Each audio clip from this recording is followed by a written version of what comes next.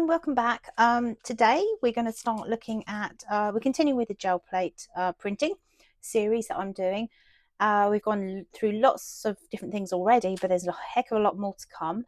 One of the things that people love to do, and which I did use in the nature collage that I did, if you haven't seen that series, and have a look, there's a number of videos there where I show how I built up the collage piece in my book. The idea behind this channel is, rather than just doing lots and lots of collage pieces, is to show you how I did some of the background papers that I use, either in the collage work itself, but also in other projects that I do. So one of the things that I utilize quite a lot in there, and I'll just grab the book actually, give us a second, was leaf prints. This is the bit hard to see, but this is a page, and you can see there are a number of times that papers have been used in here with leaves in the sort of backgrounds. So I'm just going to run through a few of the papers. What happens is, I usually, when I'm going to do this, I go out and pick some leaves and things that I want to do, and then what I want to reflect in the pieces that I'm doing, and then I will just do a job lot session, which is often the easiest way to do this kind of thing, is just to go for it. Got a big stack of paper that you want to use. For me, it's usually scrap paper that I'm using anyway. And I will just do different types of prints that I can use. So I'm just going to show you a few that I had lying around and the different effects that you can get. This was one of them, with just a simple leaf print. Some of these are a little bit abstract, and that one was actually a big fern. Again, just a similar sort of thing, but using different tones of paints, mostly greens, obviously. There with just the print on the plate without much in the background. I'm just running through these to give you an idea. This one was quite interesting. This is a leaf that fell off a plant from indoors, and actually it gave a really beautiful print. So actually some of the things that you think will give you a good print don't, and some of the ones that you really don't think are going to amount to much often do. Okay, so there's the fern again, going more with the olive greens. This one was sort of a brighter colour. Another one, I like playing with those. And these ones actually weren't leaves from outside, these were skeleton leaves. That was quite a pale one. And there's just one more here as well. So really, not many different techniques, but changing the colours, changing the leaves, changing the way the leaves are presented on the page can give you like so many different variations that you can use. If we just take away those ones, which are skeleton leaves, these were just the leaves I collected. And to say you don't just use the leaf once, I use the same leaf multiple times. So you don't have to go out and completely sort of pull apart the garden or ransack the countryside to get what you need. You only need a handful of different things, different types of leaves, to get, you know, quite a few different prints from it. And that was only where I stopped. I could have carried on going. Okay, so today we're going to be using the big plate. I've had all manner of problems trying to clean it up because I left stuff on the plate. I left paint and it did dry. So I was in there with the baby wipes, a little bit of warm water and washing up liquid or dish soap. You can see I wasn't entirely successful, and some baby oil, and sort of I kind of gave up and left the pieces on there, and hopefully it won't matter too much. Okay, so we're going to have a look at some leaf printing today. Okay, so I've got my leaves. One thing I will say is I was going to do this video a day or so ago, but I'd already collected my leaves. So what I did was I put them into the fridge in a bag, just like this, and put a little bit of spray of water in there to keep them nice. And I think they've kept quite well. I hadn't realised quite how many leaves I'd picked up. Actually, I've got absolutely a heap here. I feel kind of bad about it really, because I was just busily picking leaves and I got a bit carried away. But anyway, let's just do a basic print. I'm using my cheapy ones here because the plate is quite large, and for most of these kind of prints, I'm just using them torn up or using them in other pieces, so I don't need it to be perfect. So I'm just going in with some colours. I don't even know really what I'm thinking about, but I'm just choosing a couple of colours. Maybe one more. It's quite a bit of paint, but we'll see. I'm just going to roll that out onto my plate. It's a little sticky. This plate I don't think has done too well after its cleaning session. Wow, that's a bright colour. Some of these craft paints can be super bright, can't they? You can see I've got some patches there where it's picking back up onto the roller. But this is a very large plate. I mean, I've got a slightly smaller one coming in the post actually, which I'm looking forward to. So I'm just going to roll that out a little bit there, like we do, get into the habit of it. Flip it over so that it doesn't stick to your paper. And I've picked out a few leaves, and I'm going to just put those down on my plate. No particular order. Not overlapping anything at this stage. We're just going for a simple print. What else have I got? Anything else in here? Don't want to put a fern down just yet. Just going for some small leaves. I mean, you could overlap them, I suppose. I'm just trying to demonstrate something. So actually I've got 3 of the same there. So you might have a plan in mind about what you want to show. And you might sort of draw it out if you like on a piece of paper perhaps. And I'm just going to go in there and do this just to show you. So you've got your paint down, you've got your leaf on top, and now I'm going to go in with your paper, and hopefully it hasn't dried too quickly. And we're just going to, what we call burnish this. We are just going to pick up the shape of the leaf print here. Unfortunately, I've used my big roller, so I can't use that. Let's try this. It's a completely different experience working on this larger plate than on the smaller one, which is so easy actually. You just, you know, one hand covers pretty much the whole plate. Whereas with this one, you know, you're working with a large area, a large space. So I've lent on that quite a bit. I don't know what I'm going to get here. It's a surprise for me as much as it is for you. And we just lift it up. And it's sticking a little bit. Okay. So you just get the shapes.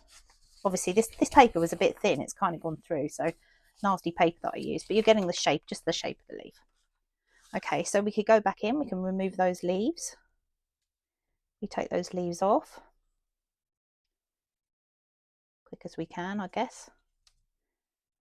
We could do a ghost print here and pick those up, or we can go in and put another colour over the top, which I'll do next. But let's just see if we can pick up just those leaf prints there.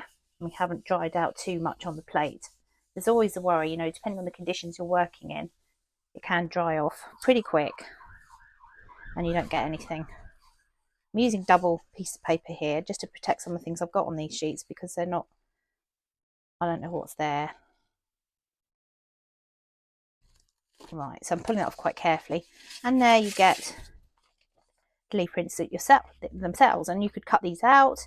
You could work with a paper like that's fairly plain. You might want to add a little bit of background, perhaps with some chalks or something, but you get the idea. Okay, so you've got your first print, and then you had your second print once you'd lifted the leaves. So we're going to do this something like this again, and this time we'll actually do a second colour. Okay, I'm back this time with my small plate, because I don't want, I was working on the large A4 plate, and I don't want like heaps of those papers lying around. It's a lot easier for me to use up these small plate prints when I'm doing demos, producing so many different papers. Okay, so that's why we're back on the small plate, but I think we should be okay for demonstrating this technique. So I'm going in, I've probably dobbed on too much yet again. I'm so good at this. I'm so good at using up paint. Honestly, the amount of paint I buy is ridiculous. So I've got a fairly good coverage there of my green paint. Now, obviously, you could make this a bit more interesting, the background. You could add in some other colours, and that's really how we sort of, you know, get these kind of backgrounds that I did before. But I'm just going to go and put my leaf down, and I need to find myself something to burnish with, which will be this piece. I'm going to have to break the video here and there, because I really do want to make sure these prints are dry as we're going through to actually make sure it works. So I'm just trying to pick up everything, bit of paint around the leaf like we did exactly before. And I might have to have a couple of goes at this, because I laid that paint down so thick. You saw what I did. It came gushing out of the pot, out of the tube. Yeah, so we've got that first print, which I never really know what to do with. I don't like those prints. So what I'm going to do is just lift that. I've got my because it'll be enough to demonstrate the technique. Obviously, your prints will be so much better than this. I'm just wiping away some of the excess. Could have just gone in and done a ghost print, I suppose, but this will be sufficient for what I'm trying to do. Okay, right, so I didn't really need to show you all of that. I could have paused the video, which I'm going to do now because I want this to dry. That is a fairly wet paint that I've got on there, and so it has to sit and dry for as long as I feel that it needs to. On this tile, I have some paint mixed together with some acrylic medium. Now this thing, and I think Mod Podge might work in a similar way, don't quote me on that, but it's easy enough to find this stuff. This keeps the paint open for longer, stops it drying, I think, as quick as it normally would do. But for the purposes of what I'm doing here is I'm trying to create a background. If I was to just go in straight with my thick paint, I'm likely to lose the detail they've got on this. I really want to create almost like well, the end result is going to look a little batiky, I think. It's going to look a little bit like a print onto cloth, I feel. And so what I want was a translucent sort of layer. Now, if you've got those in your paints already, I've got predominantly, in fact, completely opaque paints. But you might have some translucent paints. Is it translucent? Yes, translucent rather than transparent. So you may have the right things to use straight off, but I do not. So in terms of this, a good old blob of that onto the tile, maybe a 2p worth, and a tiny little bit of paint, because the idea is that you're trying to get something you can see through, and I'll just demonstrate that because what I wanted was something like that. You see, you can still see the print through it. If it blocks out that print, then you probably have got it too thick still. Okay, so I'm still waiting for this to dry. I was going to pause the video, so I will give it a little bit longer. Okay, I think this is dry enough now. I'm going to pause again in a minute because once I've actually applied my paper to this, I'm going to want that to dry as well. And again, you don't want to be sitting around watching paint dry. None of us do. So I'm just going to, this is always the dodgy bit, because at this point you realise whether you've let that dry long enough. I've been peering at it and I'm hoping that it's dry enough. I'm sort of looking at it there and you can still see a bit of shine there. That might still be a bit of a problem. So what I might do, you can see how this isn't not necessarily a straightforward process. And again, I mentioned I have zero ability to wait, no patience. But if you left this for, say, I don't know, 3 to 5 minutes, that kind of time, that should be sufficient. But I'm trying to rush this because I'm doing a demo and there's something else I want to do this afternoon. So I want to get this done. So I'm hoping that, just pick that up again and have a look. Yeah, let's have a go, shall we? Well, can just go wrong, can't it? So I'm just wiping a bit off the tile there, and I'm hoping that I've got light enough to do this. We're all heavy-handed in my family, as I might have mentioned before. Subtlety is not a thing in my family. And I'm just want a bit of colour. It's kind of difficult because I want a bit of colour. I'm just trying to be as light as possible there. So from what I'm doing there, you can see that you could vary this layer in intensity a little bit. So grabby the paper. Let's put that down. Now this is also important. I could just rip that off and it's not going to be stuck to the paper. It will just leave the print on the plate and I will have a nice bit of yellow. Okay, you see? So this needs to dry as well. So I'm just going to pause again. Okay, I think this is dry enough now. I'm going to pause again in a minute because once I've actually applied my paper to this, I'm going to want that to dry as well. And again, you don't want to be sitting around watching paint dry. None of us do. So I'm just going to, this is always the dodgy bit, because at this point you realise whether you've let that dry long enough. I've been peering at it and I'm hoping that it's dry enough. I'm sort of looking at it there and you can still see a bit of shine there. That might still be a bit of a problem.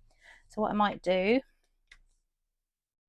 can see how this isn't not necessarily a straightforward process. And again, I mentioned I have zero ability to wait, no patience. But if you left this for, say, I don't know, 3 to 5 minutes, that kind of time, that should be sufficient. But I'm trying to rush this because I'm doing a demo and there's something else I want to do this afternoon. So I want to get this done. So I'm hoping that, let's pick that up again, have a look. Yeah, let's have a go, shall we? Well, could just go wrong, can't it? So I'm just wiping a bit off the tile there, and I'm hoping that I've got light enough to do this. We're all heavy-handed in my family, as I might have mentioned before. Subtlety is not a thing in my family. And I'm just I want a bit of colour. It's kind of difficult because I want a bit of colour. I'm just trying to be as light as possible there. So from what I'm doing there, you can see that you could vary this layer in intensity a little bit. So grabby the paper. Let's put that down. Now this is also important. I could just rip that off and it's not going to be stuck to the paper. It will just leave the print on the plate and I will have a nice bit of yellow. Okay, you see? So this needs to dry as well. So I'm just going to pause again. Okay, we're back. That was about another minute or a minute and a half maybe. There's a fine line here because what I don't want to happen is for this paper to stick to the plate. That would be horrible. Right, so you can see what's happening there. It's picked up a fair bit of the print, actually sufficient for my purposes. You could probably try and stay a little bit longer, but actually, you know what, there's a risk of everything sticking to the plate. So there you go. You get a sort of quite a sort of subtle effect with this one. Obviously you can vary your backgrounds and things, make it a bit more interesting, but you do get the leaf print. And you can see there where it's a bit blurry. I think there was maybe a tad too much paint on the plate to start with, so it's sort of puddling under the leaf there, and you just lost that definition at the first stage, but you get the idea. So that was the second technique I want to show you. So there's one other that we're going to do, and I'll probably do that in a separate video. So yeah, join me for that.